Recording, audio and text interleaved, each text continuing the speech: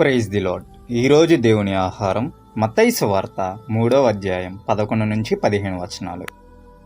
ముఖ్య గమనిక: దేవుని వాక్యం మనకు ఆహారమై ఉన్నది కావున నాతో పాటు మీరు కూడా కలిసి చదవాలి అన్నది మా చిన్న మనవి. మారు మనస్సు నిమిత్తం నేను నీళ్లలో మీకు బాప్తిజం ఇచ్చుచున్నాను.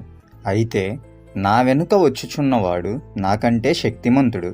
ఆయన చెప్పులు మోయుటికైనను నేను పాత్రుడను కాను. ఆయన పరిశుద్ధాత్మలోను అగ్నిలోను మీకు బాప్తిజం ఇచ్చును.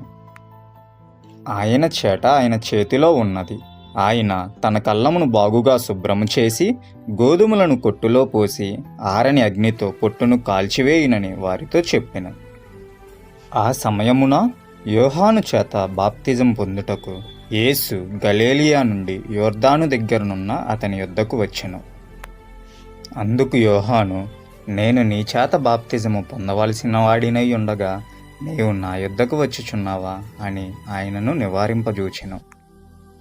యేసు, ఇప్పటికి కానిమ్ము, నీతి యావత్తు ఇలాగ నెరవేర్చుటకు మనకు తగియున్నదని అతనికి ఉత్తరమిచ్చెను. కనుక అతడు అలాగూ కానిచ్చెను. ఆమేన్. ఈ చిన్ని వాక్యాన్ని ప్రభు దీవించునుగాక. వాక్యం నచ్చినట్లయితే కామెంట్ చేయండి. రేపటి దేవుని ఆహారం కోసం ఛానల్ని ఫాలో చేయండి. Have a great day.